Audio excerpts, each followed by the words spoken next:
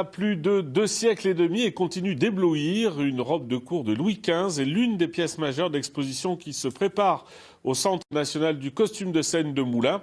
Encore en montage, Mode à la ville, à la scène, c'est le titre de cette expo, ouvrira au public le 8 avril prochain. En avant-première, une visite avec Pascal Franco et Anne-Claire Huette.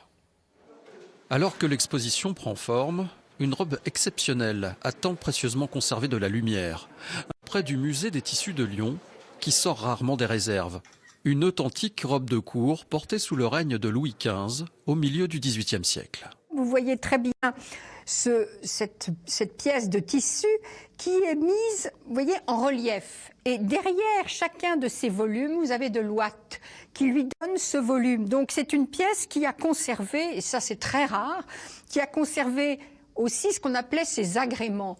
C'est-à-dire ces éléments que vous voyez ici, n'est-ce pas, en fort relief et qui décorent la robe. L'exposition montre comment la mode de la ville et celle de la scène s'influencent mutuellement. Ici, des robes de ville inspirées par des costumes de scène conçus pour Sarah Bernard. À cause de problèmes de santé, elle se fait faire par exemple une tenue de scène qui lui cache le ventre. Le passage du penseron de la scène à la ville, c'est tout à fait exceptionnel. Et c'est pour ça que dans le décor, on a bien voulu reprendre le grand dessin de Cappiello qui traduisait cette tendance qui marche à la fois à la ville comme à la scène. À partir de 1885, grosso modo, elle avait cette ligne, Sarah Bernard. Et donc, c'était une ligne qui n'était pas du tout à la mode, mais qui a été adoptée beaucoup plus tard, plus de 10 ans après. Et donc, autour de 1900...